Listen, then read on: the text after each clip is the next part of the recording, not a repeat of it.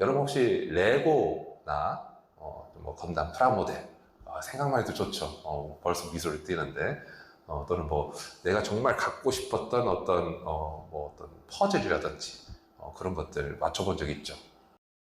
굉장히 긴 시간이 필요한 것들 있잖아요. 퍼즐은 뭐 1000피스 이상 되는 것들이라든지 아니면 레고도 막 좀 20만 원 넘어가는 것들 하면 좀 오래 걸리잖아요. 그리고 부품 하나 잡기도 힘들고 또 건담 프라모델 같은 거 하면은 그것도 나중에 색칠도 해야 돼요. 그렇죠? 굉장히 좀 의미 있는 그런 어떤 취미 활동이 됩니다. 그런 거 맞춰보면은 마지막에 딱 퍼즐 하나 색깔도 비슷한 것들 막 그런 거 딱 하나 찾아서 꼈을 때 막 희열이 느껴지잖아요. 드디어 다 했다. 프라모델도 색칠 다 끝내고 이제 딱 진열장에 딱 넣었을 때 어때요? 아, 내가 이걸 하다니 드디어 컬렉션 중 하나를 모았구나 하면서 굉장히 뿌듯하잖아요. 근데 그렇게 시간이 훅 가기도 하고 뭔가 뿌듯함을 느끼기도 하던데 그런 어떤 것들을 우리는 느끼기도 하죠. 근데 한번 이제 오늘 좀 생상을 좀 해보면 좋겠습니다. 우리가 구약을 시간으로 좀 들어가 볼게요. 여러분, 이 시간은 이제 구약으로 들어가서 오늘 본문 말씀은 아니지만 하나님께서 굉장히 전지전능하신 하나님이 여러분에게 어느 날 갑자기 찾아오셔서 이렇게 말씀하시는 거예요. 얘야, 내가 너랑 함께할 공간이 좀 필요하다.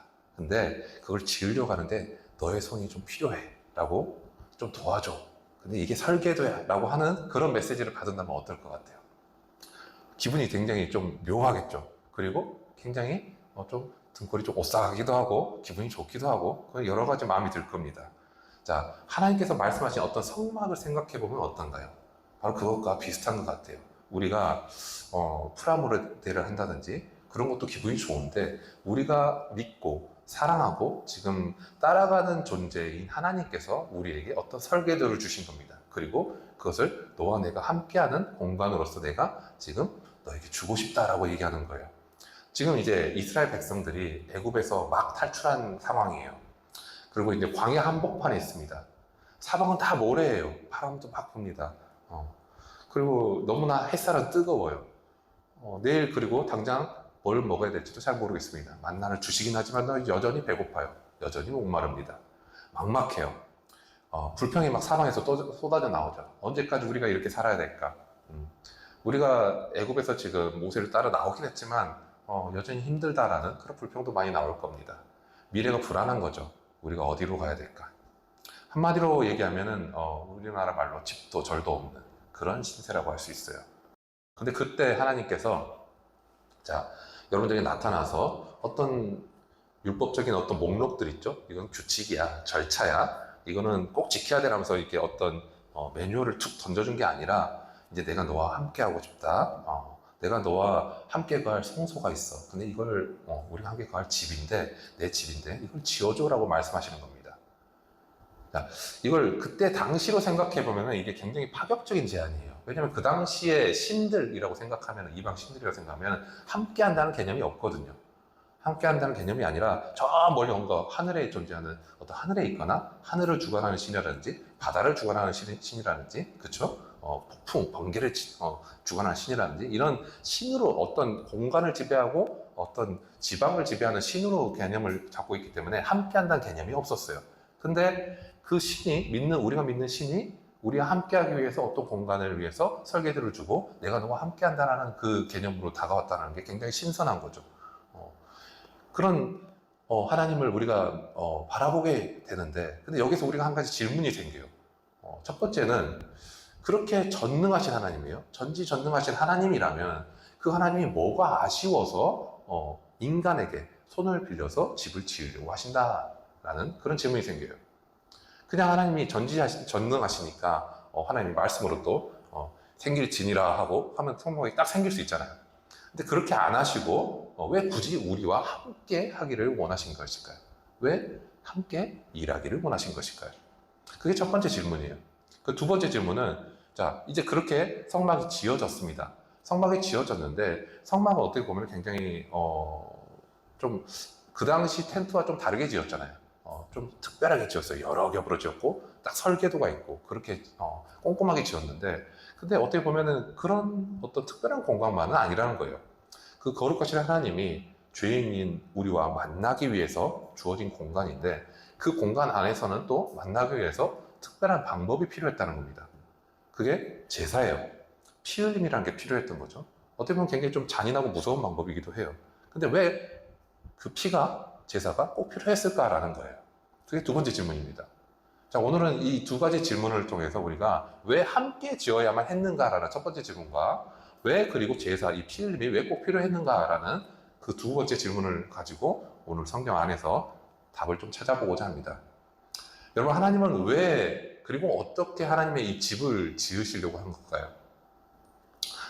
하나님은 이 모세에게 성막의 설계도를 주시면서 이런 식으로 말씀하시죠. 자, 출애굽기 25장 2절을 보면 이렇게 말씀합니다. 이스라엘 자손에게 명령하여 내게 예물을 가져오라 하고 기쁜 마음으로 내는 자가 내게 바치는 모든 것을 받을지니라 라고 말씀합니다. 출애굽기 25장에서요. 자, 여기에서의 말씀에서의 포인트는 이거예요. 기쁜 마음으로 내는 자입니다. 여러분 지금 다 지난 이틀 동안 여기서 전도 지원을 오신 분들 다들 기억하죠? 그때 다들 어떤 마음으로 오셨나요? 자발적으로, 강제적으로 오신 분이 한 분도 없었어요. 기쁜 마음으로 오셨습니다. 그것과 같아요. 그러니까 강제적으로 한 게 아니라는 겁니다. 출애굽기 35장을 보면 이 말씀이 어떻게 현실적으로 이루어졌는지 굉장히 감동적으로 나타나요. 그 기록된 말씀을 보면 마음이 감동된 모든 자와 자원하는 모든 자가 와서 이걸 행했다고 합니다. 뭐 금이라든지 은이라든지 노지라든지 그리고 각종 색의 실이라든지 가죽과 또 나무와 그러니까 자기가 가진 모든 것을 가지고 옵니다. 근데 그 중에서 그냥 집에 있는 널려 있는 걸 가져오는 게 아니라 귀한 것을 가지고 오는 거예요. 그리고 어떤 사람은 막 뛰어난 기술을 가지고 있겠죠. 그 기술을 자기가 활용해서 성막의 기구를 만들거나 또 어떤 여인들은 밤새 귀한 실을 자수를 놓고 틀을 짜서 천을 만들기도 하는 거예요. 자, 굉장히 어떻게 보면은 민족적으로 건축 프로젝트잖아요, 이거는. 우리가 쉽게 얘기해서, 교회에 어떤 건물을 짓는다고 생각해봐요. 그러면은 목사님 혼자 짓는 게 아니잖아요. 목사님 혼자, 돈 벌어가지고, 벽돌 하나 사와서 얹고, 내일은 벽돌 100장을 사와야겠다고 그렇게 짓진 않잖아요. 우리가 다 함께 짓는단 말이에요. 근데 이게 그냥 그런 건축 프로젝트가 아니라 하나님이 우리와 함께 한다, 함께 같이 하신다라는 그 초대, 내가 너와 함께 하겠다는 그 초대에 이스라엘 백성, 전체 백성이 다 함께 응했다라는 겁니다, 이게. 내가 가진 작은 시로라기 하나도, 그리고 내가 가진 작은 나무 조각 하나도 그 하나하나가 다 하나님의 집을 짓는데 다 영광스럽게 쓰임 받았다라는데 그 포인트에서 우리가 감동할 수 있는 거예요. 자, 모두가 그렇게 참여했습니다. 모두가 자발적으로 기뻐하는 마음으로 동참을 했어요. 자, 하나님이 혼자 얼마든지 할 수 있는 일을 굳이 우리를 초대하셔서, 하나님의 백성을 초대하셔서 그 기쁨과 영광에 동참하게 하신 겁니다. 이게 바로 하나님이 일하시는 방법 중에 하나인 함께 참여하는 방식이라는 거예요. 자, 두 번째로 그러면은 이제 그렇게 모든 기쁨과 헌신으로 이제 성막이 마침내 완성이 되었습니다. 너무나 아름다운 성막이에요. 그 당시 성막은 딱 자로 잰 듯한 보기에 너무나 좋죠. 그리고 함부로 들어갈 수도 없어요. 영광스러운 하나님의 집으로 보였습니다. 그런데 말이에요. 그런데 이제부터가 진짜예요. 이 거룩한 하나님의 집이에요. 거룩한 하나님의 집에 거룩한 하나님을, 거룩하신 하나님을 죄인인 내가 어떻게 만날 수 있을까요? 죄인인 내가. 자, 여러분 이것도 한번 상상을 좀 해봅시다. 자, 우리가 지난 한 주간을 막 열심히 살았어요. 지난 한 주간을 열심히 살아고 그 시간을 돌이켜보니까 어때요? 내가 해서는 안 되는 행동들이 있습니다. 그건 내가 좀 더 나아가서 내가 가져서는 안 되는 마음들이 있어요. 그런 것들을 내가 죄의 어떤 죄책감으로 다가옵니다. 내가 죄로 느껴져요. 그래서 이걸 해결하고 싶습니다. 그래서 이 죄를 해결하고 싶어서 이제 하나님 만나러 성막으로 가는 거예요. 뭘 가지고 가요? 제 재물을 가지고 가는 거예요. 자, 근데 그 문제는 뭐냐면 그냥 내가 가져가서 하나님 잘못했어요. 그리고 제사장에게 이거 처리해 주세요. 이건 내 죄예요. 하고 그렇게 끝나는 게 아니라는 거예요. 그렇게 끝나는 게 아니라 우리가 만약에 정말로 이 성막 시대에 살았다면은 자, 성막에서 행해지는 특별히 이 오늘 본문 레위기 1장에서 말하는 이 번제의 순서예요. 번제의 순서는 굉장히 실제적이고 굉장히 무겁게 다가와요. 다시 한번 말씀 보면서 천천히 한번 보죠. 첫 번째, 자, 어떻게 다가오나요? 먼저 2절을 보면은 너희 중에 누구든지 여호와께 예물을 드리려거든 가축 중에 소나 양으로 예물을 드릴지니라 라고 말씀하십니다. 자, 종류를 정해주셨어요. 그리고 3절에서 그 예물이 소의 번제이면, 만약 소의 번제이면 흠없는 수것으로 회막문에서 여호와 앞에 기쁘게 받으시도록 드릴지니라 라고 합니다. 자, 여기서 말씀하는 거 보면은 흠없는 것으로 가져오라고요. 흠없는 것. 자, 길 가다 아무거나 가져온 게 아니에요. 앞에서 성막을 지었을 때 어떤 식으로 우리가 바쳤나요? 우리가 우리에게 있는 귀한 것들, 아무거나 널브러진 게 아니라 정말 귀한 것들을 가져다가 성막을 지었어요. 그것과 마찬가지로 우리에게 있는 아무거나 가져온 게 아니라 가장 귀한 것, 내 재산 목록 1호예요. 쉽게 얘기해서 내가 가장 사랑하는 거예요. 그 당시에 다 목축을 했으니까 내가 가장 예쁘게 여기는 어린 양이에요. 아니면 가장 멋져 보이는 나랑 마음이 통하는 소예요. 그걸 가져다가 온 겁니다. 어떻게 보면은 얘는 내 소울메이트야. 얘는 눈만 봐도 내 마음을 따해서 얘는 나를 쫄쫄쫄 따라오는 애야. 그런 애를 가져온 겁니다. 그 생각이 드는 그걸 가져온 거예요. 시작부터 어떻게 되나요? 시작부터 선택되는 그 시작부터 내 희생이 들어가요. 선택 시작부터. 그리고 대가가 따라옵니다. 자, 그리고 두 번째는 뭔가요? 4절을 볼게요. 자, 4절을 함께 한번 읽어보겠습니다. 그는 번제물의 머리에 안수할지니 그를 위하여 기쁘게 받으심이 되어 그를 위하여 속죄가 될 것이라. 아멘. 자, 4절을 보면 그 번제물에 머리에 안수를 한다 그래요. 자, 제사장이 하는 게 아니에요. 가져온 사람이 안수하는 겁니다. 제물을 바치는 사람이, 그러니까 내가 안수하는 거예요. 그 제물 위에다가. 자, 그러면서 그냥 할까요? 그냥 우리가 죄를 만약에 지금 해결하기 위해서 왔잖아요. 그러면은 죄를 해결하려고 했는데 그냥 자 됐지? 가 이렇게 할까요? 그냥 딱 얹어놓고 됐지? 자 가 이렇게 하지 않겠죠. 그럼 우리가 기도를 하겠죠. 어떤 기도를 할까요? 하나님, 지금 내 안에 있는 이 죄가 이 더러운 죄, 내가 정말 차마 말할 수 없고 차마 누구에게 표현할 수 없는, 입 밖에 꺼낼 수 없는 이 죄, 이제 그 죄를 이 생물에게 내가 보냅니다.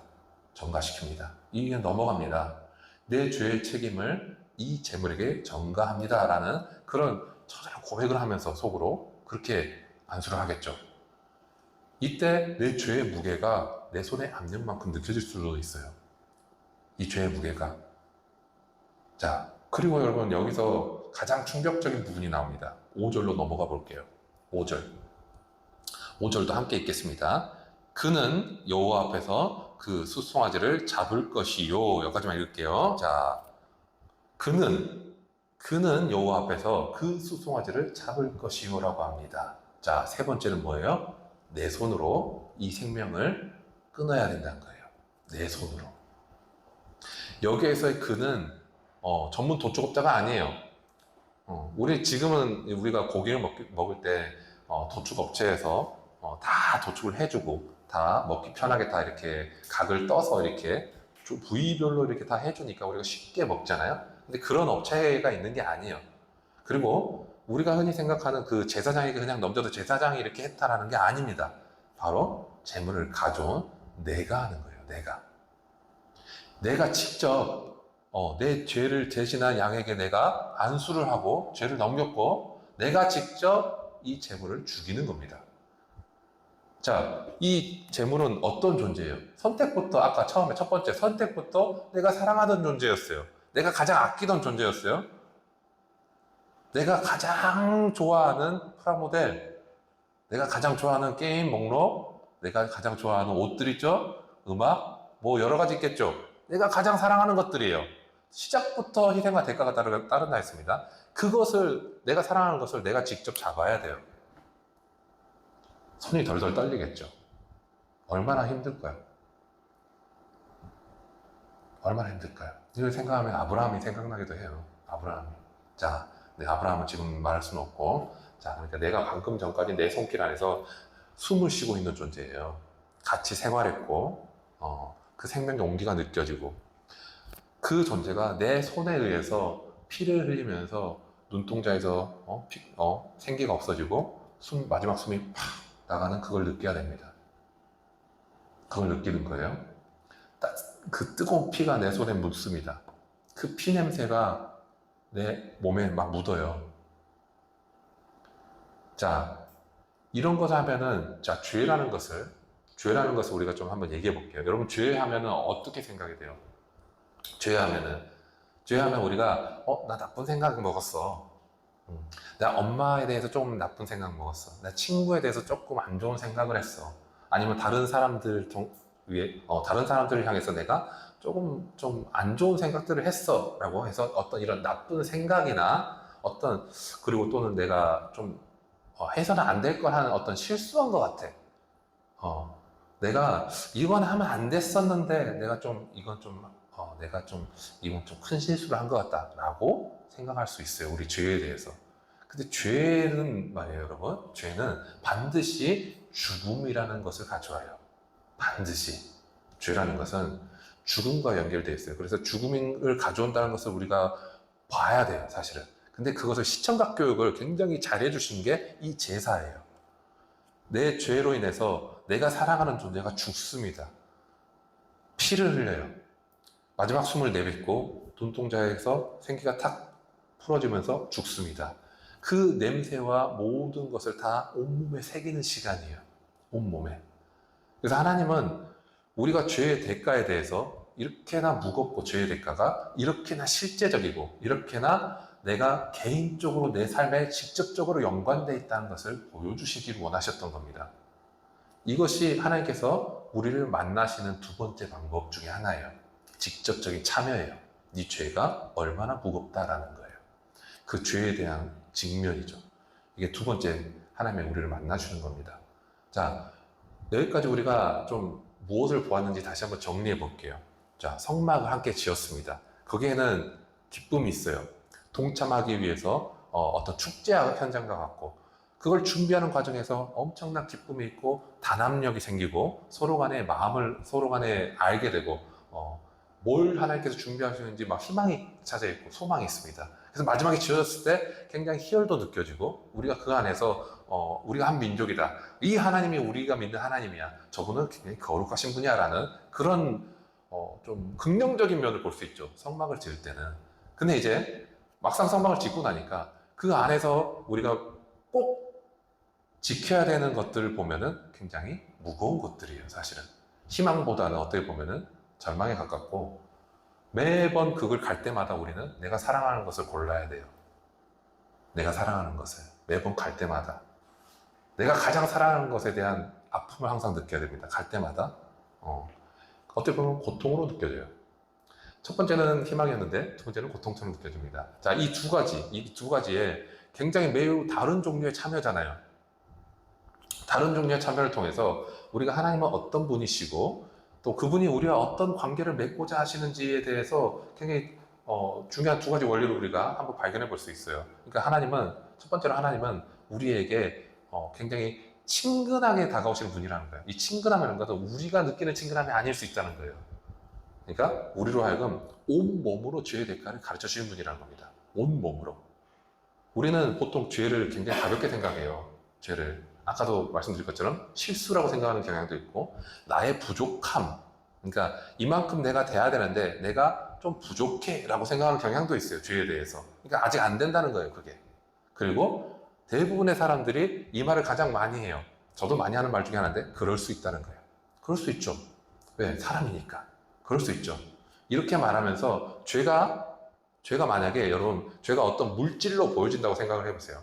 물질로 여기 하나 물질이 이 죄라고 한다면 내 죄가 여기에 내가 죄가 뭔가 쌓일 때마다 물질이 조금씩 생겨난다고 생각을 해보세요. 근데 그 물질이 내가 원하는 방식대로 생겨나지 않고 뭔가 좀 삐쭉삐쭉하면서 뭔가 가시 같은 모양으로 된다고 생긴다고 생각을 해보세요.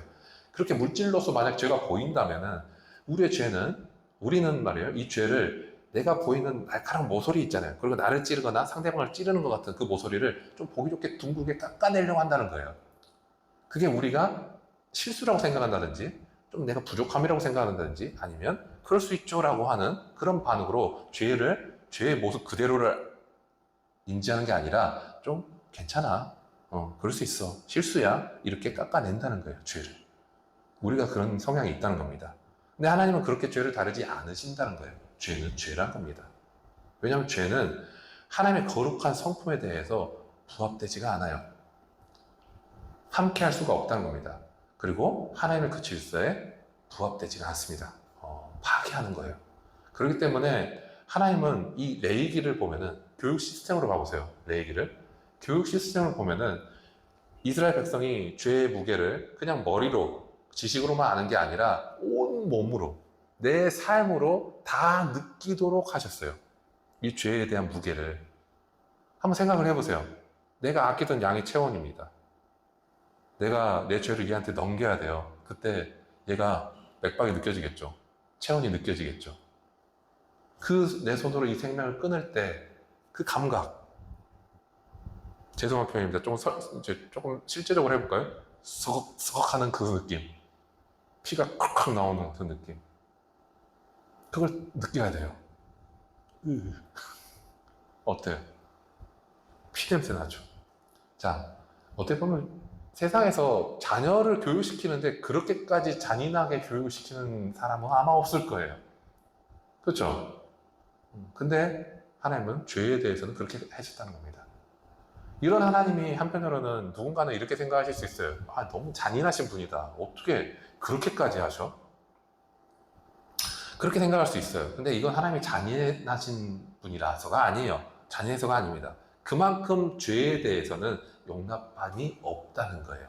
그만큼 죄를 미워하고 이 죄의 결과가 죽음이라는 것을 단 한순간도 우리로 하여금 잊지 않게 하기 위해서 하나님의 그 사랑하심을 나타내는 교육법이라는 거예요. 이 내기가. 그래서 체감을 해봐라는 거예요. 체감을. 이렇게 말씀하시는 것과 같아요. 사랑하는 딸아, 사랑하는 아들아, 죄는 이렇게 무서운 거란다. 그리고 이 죽음은 원래 너의 몫이었어. 원래 너가 죽었어야 하는 거야, 이 죄는. 얼마나 무서운 것인지 알겠니? 라는 것을 알려주신 거죠. 그렇게 이 사실을 우리가 정말로 우리의 모든 인생에 전 인격적으로 이거를 새기게 하심으로써 그렇게 함으로써 이어지는 용서예요. 그렇게 함으로써 이어진 용서가 얼마나 비싼 대가를 치른 놀라운 또 은혜, 선물인지를 알게 하실 겁니다. 그렇게 해서 우리에게 두 번째로 알려주시는 건 뭐예요? 하나님은 우리를 동역자로 부르신다는 거예요. 즉 인격적인 분이시라는 겁니다. 하나님 우리에게 그냥 시키는 대로 해라는 분이 아니라는 거예요. 아까 앞에서 성막에 대한 얘기를 했죠. 우리에게 자발적으로 참여하기를 원하십니다. 참여자로 원하시는 거예요. 이거 왜 중요하냐면요. 이스라엘 백성들이 애굽에서 400년간 노예 생활을 했죠. 그리고 그 노동은 애굽의 바로를 위해서 하는 강제 노동이었습니다. 그러니까 이스라엘 백성들에게 있어서는 노동에 대한 인식이 뭘로 잡혀 있을까요? 이스라엘 백성들에게 400년간 강제 노역을 하면은 노동에 대한 인식은 거기에 대한 의미가 안 생깁니다. 그냥 누가 시키니까 하는 게 되는 거예요. 400년 동안 강제 노동을 하면은 거기는 기쁨도 없고 소망도 없고 아무것도 없는 겁니다. 그냥 시킨 대로 하는 그냥 일인 거예요. 그런데 하나님은 그들을 애굽에서 데려 나오신 다음에 어떻게 하시나요? 그들이 원하시는 것 중에 하나가 뭐예요? 나와 함께 거할 집을 짓자라고 하십니다. 거기에 자발적으로 동참해라고 하세요. 초대하시는 거예요. 이게 그냥 단순히 건축 명령을 하신 게 아니에요. 노예의 신분에서 이제는 함께 일하는 동역자로 신분을 상승시켜주는 그 존엄성, 그 존재감에 대한 회복이에요. 이제 너는 이제 누가 시켜서 하는 존재가 아니라 이제 너는 나와 함께 일하는 나의 동역자다라는 그것을 인식시켜주는 겁니다. 그렇게 선언해 주시는 거예요. 그 초대는 이제 기쁨의 영역에 있어요. 성막의 건축에는 기쁨의 영역에 있고 그거만 먹는 게 아니에요. 그리고 그와 하기 위해서 이 죄의 문제를 해결하는 고통의 문제, 그것도 우리를 참여시키셨다는 겁니다. 왜일까요? 왜 이런 기쁨의 관계와 왜 이런 고통의 관계, 이것을 왜 같이 느끼게 하셨을까요? 여러분, 어떨 때 우리가 인간적인 관계로만 이렇게 비유를 해보면 우리가 어떨 때 사람과 사람과의 관계가 굉장히 깊어지나요? 그냥 하하호 하면서 기쁘고 좋을 때만 관계가 깊어지나요? 아니면은 정말 살아가면서 기쁘기도 하고 슬프기도 하고 모진 고통도 같이 겪어보고 어떤 역경도 같이 넘어보고 할 때, 그럴 때 우리가 관계가 깊어지나요? 대부분 그냥 좋을 때 관계가 깊어진 게 아니라 여러 가지를 다 서로 겪어보고 그것을 어떤 것을 이겨보거나 어떤 것을 함께 쓰린 것을 한번 경험해보거나 그럴 때 그 관계가 굉장히 깊어집니다. 그러니까 우리가 인간적으로 봐도 진짜 깊은 관계는 뭐예요? 좋은 일만 함께하는 관계가 아니라는 거예요. 나의 가장 아픈 문제, 그리고 나의 가장 기뻐하는 문제, 그리고 내 가장 부끄러운 문제를 함께 마주하고 해결해 나갈 때 그 관계는 진짜가 된다는 겁니다. 깊은 관계가 돼요. 하나님이 우리에게 원하시는 것도 그런 관계예요. 함께 동참해서 함께 기쁨으로 성막을 완성해 나가는 그 기쁨의 관계도 있지만, 그리고 이 죄의 문제를 해결해 하시는 하나님과 원하시는 그 방법으로 나아갈 때 그 아픔의 관계도 같이 하기를 원하신다는 겁니다. 자, 이 두 가지 원리예요. 함께 하기를 원하시는 이 두 가지 원리는, 즉 죄에 대한 심각성과 그에 대한 우리의 어떤 통일한 어떤 그 죄에 대한 인식과 그 해결의 과정에서까지 우리를 인격적으로 동참시키시는 하나님의 이 사랑하심은 한 가지 방향을 가르칩니다. 어떤 방향일까요? 불완전하고 반복될 수밖에 없는 이 우리의 참여예요. 불완전합니다. 반복될 수밖에 없어요. 이 우리의 참여를 뛰어넘는 완전하고 단 한 번에 끝나는 하나님의 해결책, 그것이 반드시 필요하다는 거예요. 자, 그렇다면 이걸 다시 한번 생각해 볼까요? 자, 하나님이 구약에 이 시스템을 주셨어요. 이 시스템을 주셨는데 이 시스템이 완벽했을까요? 완벽하지 않다는 게 문제예요. 왜냐하면 하나님 주신 이 시스템은 분명히 우리에게 선하게 다가오지만 우리 인간이 본성상 죄인이기 때문에 이걸 완벽하게 해낼 수가 없다는 겁니다. 그러니까 완벽하게 할 수가 없어요. 죄를 지을 때마다 내가 아끼는 양을 잡아야 됩니다. 매번 우리는 아픔을 겪어요. 그래서 이 죄의 대가라는 죽음이라는 것을 매번 깨달아야 돼요. 그렇다고 해서 우리가 다시 죄를 안 지을까요? 여러분, 엄마한테 아빠한테 혼나고 우리도 어른들도 직장 상사에게 혼나거나 어떤 사회적인 현상으로 해서 내가 아픔을 겪을 때 그것이 한 번으로 끝나서 이제 다시는 안 해야지 한다고 딱 안 되나요? 그러지 않다는 거 여러분 스스로가 알고 저도 많이 그래요. 안 된단 말이에요.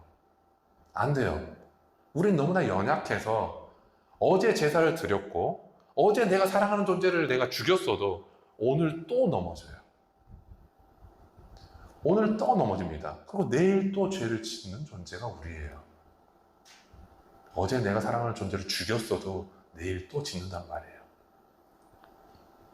만약 이 구약의 제사법이 유일한 길이었다면은, 만약에 이 제사법을 여전히 우리가 지켜야 된다면은 지금 이 성막으로 만약에 정해진 그 근처는 이 짐승들의 뼈로 가득할 거예요.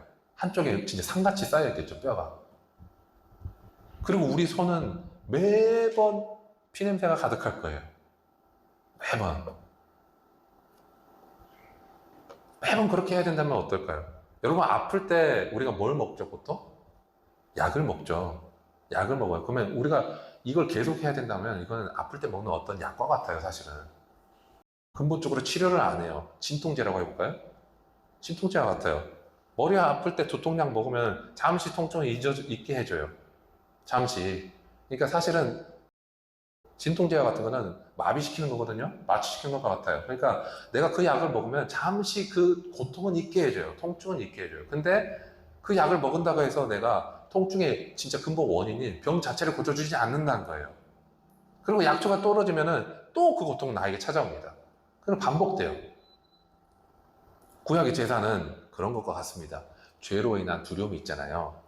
그리고 내가 거기에 대한 정죄의식, 내가 죄인이구나라는 의식이 있어요. 그 표면적인 증상이 있습니다. 죄책감과 같은 것들이 있어요. 그런 것들은 잠시 덮어줄 수 있어요. 내가 그 제사를 행했을 때. 예배라고 해볼까요? 내가 잠시 예배를 드리고 내가 하나님께 막 기도해서 뜨겁게 기도하고 거기에 대한 어떤 감정이 내가 다가와서 내가 하나님께 정말 다가간 것 같아라는 그것으로 한번 덮어버리면 끝나는 그런 현상으로 될 수도 있어요.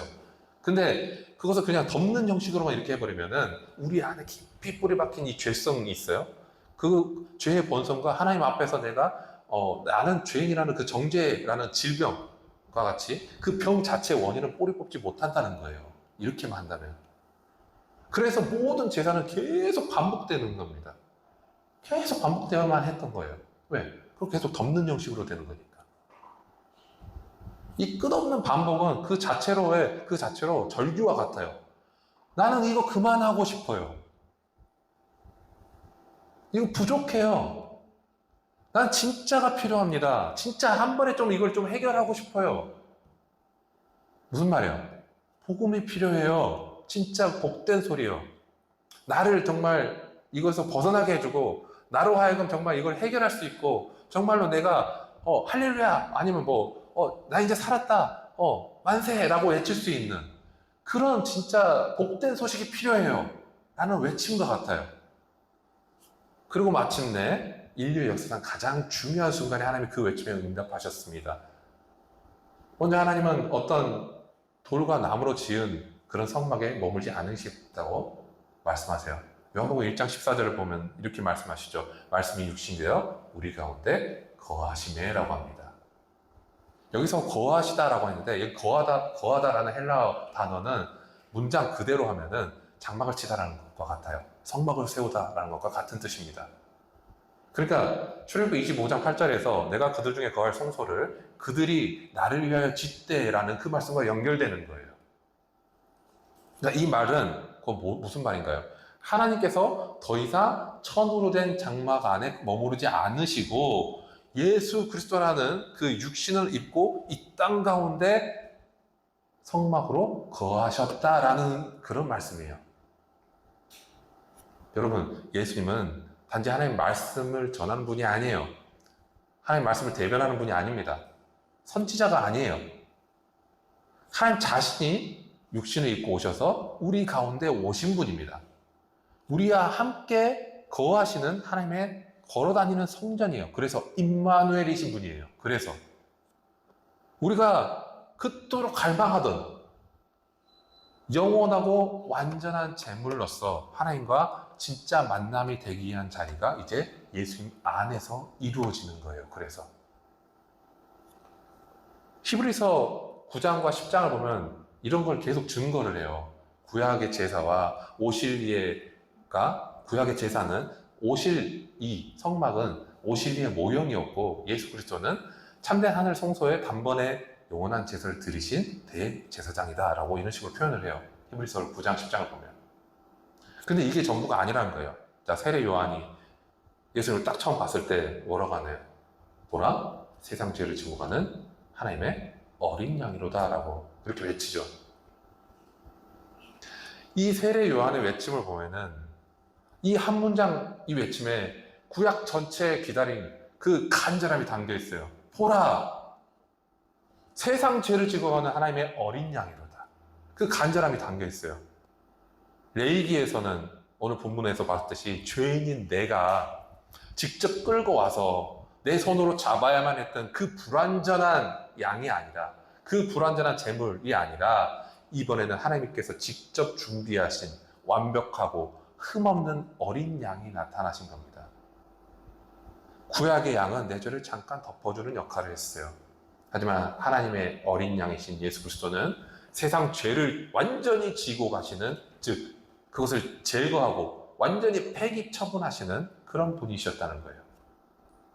그리고 여기에 성경 전체를 통틀어서 가장 은혜로운 대반전이 일어납니다. 구약의 제단 앞에서는 죄인인 내가 칼을 들어야 됐어요. 근데 이 갈보리 십자가 앞에서는 거룩하신 하나님 아버지께서 우리를 대신해서 칼을 드신 겁니다. 심판, 십자가라는 칼을 드셨어요. 로마서 8장 32절은 이렇게 말씀합니다. 자기 아들을 아끼지 아니하시고 우리 모든 사람을 위하여 내어주시니가 라고 하시면서 이 하나님 아버지께서 자기 아들을 우리의 죄를 위한 화목제물로 내어주심으로써 우리가 받아야 될 모든 저주와 그 심판을 그 아들에게 남김없이 쏟아 부으셨다는 것을 알려주십니다. 내가 느껴야 했던 그 죽음의 고통, 내가 흘려야 했던 피, 내가 감당해야 했던 하나님과의 단절을 예수님께서 내가 다 감당하겠다라고 하시면서 그 십자가 위에서 홀로 모두 감당하신 겁니다. 이제 예수님이 이렇게 하심으로써 반복됐던 제사는 끝났어요. 하나님께서 예비하신 그 하나님께 나아가는 길을 가로막았던 휘장이 위에서부터 아래로 쫙 찢어졌습니다. 이제 막힌 게 하나도 없어요. 그렇게 구원의 문은 활짝 열렸고 그 역사는 완성됐습니다. 자, 이 엄청난 복음 앞에서 이제 우리는 어떻게 해야 될까요? 두 갈래 길이 있다고 얘기를 해볼까요? 하나는 잘못된 길과 하나는 복음적인 적용이라고 생각을 해보면 잘못된 적용은 이러겠죠. 아, 예수님이 이렇게까지 날 위해서 하시다니. 아, 너무 죄송한데? 어떡하지? 이제 진짜 내가 정신 바짝 차리고 좀 더 잘 지켜볼까? 기도도 더 열심히 해보고 착하게 더 살아보고 봉사도 열심히 해보고 그렇게 해서 예수님이 죽으신 이 빚을 조금이라도 더 갚아볼까? 이렇게 생각할 수 있겠죠. 이게 얼핏 들으면은 굉장히 좋은 말 같아요. 굉장히 경건한 말 같고 얼핏 들으면 굉장히 감동의 결단처럼 들립니다.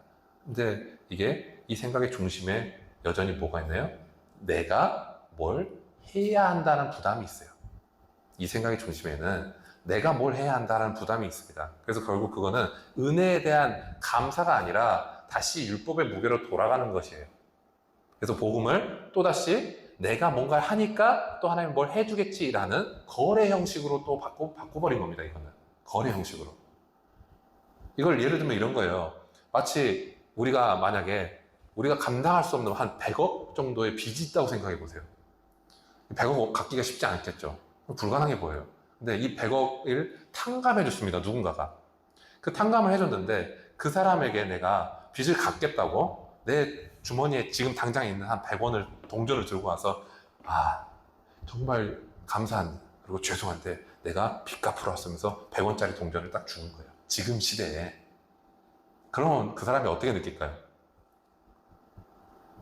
아 마음이 정말 착하구나 라고 할까요? 그건 감사가 아니라 그 사람에 대한 그 자비, 그 사람이 행한 자비와 어떤 은혜에 대한 어떻게 보면 모욕이 될 수 있어요. 왜요? 그 100억과 100원의 갭 차이는 너무나 커요. 내가 갚는다고 해서 갚을 수 없다는 것을 오히려 더 은혜로 깨닫게 되는 게 아니라 내가 언젠가 당신에게 갚겠다라는 행위적인 어떤 의지로 표현하기 때문에 그것은 잘못된 접근일 수 있죠. 자, 복음적인 적용은 좀 다르죠. 내 상태나 내 행위나 내 의지, 내 결심에서 시작하지 않는다는 거예요. 복음적인 적용은 나를 향한 하나님의 일하심으로 시작된다는 겁니다. 그러니까 이 적용의 핵심은 이런 거예요. 나는 더 이상 이제 빚진 죄인이 아니라 이제 모든 빚을 탕감받은 사랑받는 자녀가 되었기 때문에 그렇기 때문에 내 모든 삶은 이제 빚을 갚기 위해서 하는 어떤 의무가 아니라 내가 받은 사랑에 대한 기쁨에 대한 반응이다라고 생각하는 겁니다. 이게 말이 좀 아다르고 어다를 수 있는데 이걸 이렇게 생각해 보면 좋아요. 행위에 대한 이 행위에 결과만 놓고 보는 사람들은 두 가지가 같지 않냐라고 얘기할 수 있어요. 행위에 대한 결과만 놓고 보는 사람들은. 근데 이것은 동기가 완전히 바뀌는 것을 의미해요. 내 생각의 동기요. 그러니까 해야만 한다. 이렇게 해야지 나는 갚는 거야. 그래야 내 마음이 편해. 라는 내 중심적인 동기에서 뭔가 해야 한다고 내가 하는 것이 아니라 내가 하고 싶다라고 바뀌는 거예요, 동기가. 그래서 불타는 집에서 나를 구해준 소방관에게 평생 내가 빚을 갚아야지 그 소방관에게 그런 의무감으로 내가 하는 게 아니라 나를 살려준 그 은혜가 너무나 커서 내 삶의 모든 순간순간에 자연스럽게 그 은혜가 배어나오는 삶을 나도 살아야겠다라고 하는 것과 같습니다. 이런 새로운 동기는 이제 뭘 바꿀까요? 우리가 삶의 예배라고 하는데 그 삶의 예배가 모두 다 바뀌어요. 우리가 살아가는 모든 발걸음이 바뀝니다. 더 이상 내가 죄 때문에 벌벌 떨지 않아도 돼요. 마지못해서 내가 사랑하는 그 양을 이제 가져오지 않습니다. 그런 발걸음이 아니에요. 내 아들과 내 딸이라고 정말로 자녀 삼아주신 그 아버지를 만나기 위해서 아빠 아버지 하면서 내가 항상 하나님과 동행하는 그런 발걸음을 살아가게 됩니다. 히브리서 4장 16절은 이렇게 말씀합니다. 그러므로 우리는 긍휼하심을 받고 때를 따라 돕는 은혜를 얻기 위하여 은혜의 보좌 앞에 담대히 나아갈 것이라고 말씀합니다. 두 번째로는 우리가 하는 찬양의 의미가 바뀌어요. 이제 뭔가 분위기가 있어서 하는, 그냥 곡조가 나와서 하는 그런 찬양이 아니라 우리의 찬양은 이제 나를 위해 죽으신 그 어린 양을 위한 구체적인 감사의 기도로 바뀝니다. 나를 위해서 죽으신 그 어린 양 주님이십니다. 너무나 감사합니다. 주님 정말 감사하고 사랑합니다. 이 고백이 우리의 목소리를 통해서 나온다는 거예요. 이게 이제 찬양이라는 거죠. 그 세 번째로는 이제 기도의 자석에 바뀌어요. 이제 하나님, 하나님 정말 거룩하신 분인데 내가 어떻게 감히 하나님께 이렇게 하겠습니까? 라는 그런 주저하는 기도가 아니라, 물론 하나님의 거룩한 앞에서 경외심을 갖는 건 중요하죠. 하지만 이제 우리는 예수 그리스도의 그 피를 의지하면서, 그 은혜를 의지하면서 하나님을 아버지라고 부르면서 그 보좌 앞에 담대히 나아갈 특권을 얻었기 때문에 우리의 고민과 감사와 소원도 솔직하게 아뢰 수 있는 그런 친밀한 대화가 가능한 기도가 됩니다. 마지막으로 공동체를 보는 눈이 달라져요. 베드로전서 2장 5절은 이렇게 말씀합니다. 자, 신령한 집, 살아있는 돌이라고 얘기해요. 우리가 예수님이라는 주춧돌에 연결된 살아있는 돌이로서 함께 신령한 집을 지어져 간다고 합니다. 여러분, 우리가 바로 움직이는 성전이 된 거예요. 우리가 하나님과 함께 연결된 그 성전의 일원이 된 겁니다. 옆에 있는 친구는, 옆에 있는 엄마와 동생과 옆에 있는 누군가는 이제 그냥 내가 아는 누군가가 아니라 하나님의 성전으로서 함께 이어져 있는 하나님의 자녀입니다. 그렇기 때문에 서로를 격려할 수 있고, 서로를 용서할 수 있고, 서로를 세워줄 수 있는 그 모든 행위가 하나님을 예배하는 행위로서 거룩한 동행으로서 나타나게 된다는 거예요. 이제 말씀을 맺겠습니다. 많이 기다리셨어요. 좀 길었죠? 자, 여러분, 하나님께서 처음부터 원하셨던 것이 무엇인가요? 뭘 원하셨나요?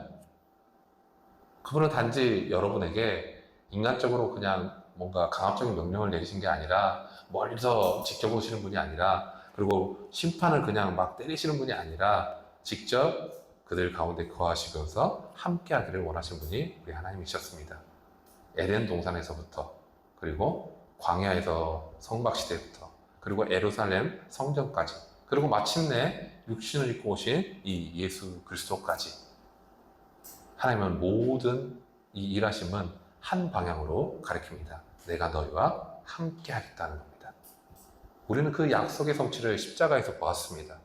죄로 인해서 하나님과 단절되었던 우리가 이제는 예수 그리스도로 말미암아 하나님의 임재 안에 다시 들어오게 되었습니다.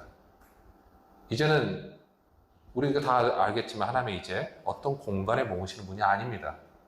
성령 하나님께서 이제 예수 그리스도의 그 공로를 의지하는 우리 안에 함께 다 거하시며 매일의 삶 속에 동행하시고 위로하시고 인도하십니다. 우리가 흔들릴 때에도, 내가 아파하고 낙심할 때에도 그 주님의 십자가는 여전히 굳건히 세워져 있습니다. 내가 주님을 잊을 때에도 부활하신 주님은 여전히 나를 위해 기도하고 계십니다. 이 사실을 꼭 붙드시기 바랍니다. 그렇게 은혜를 받은 자답게, 선물을 받은 자답게 두려움이 아니라 기쁨으로, 의무가 아니라 사랑으로 서로 반응하며 함께 동행하며 나아가는 저와 여러분이 되기를 주님의 이름으로 축복합니다.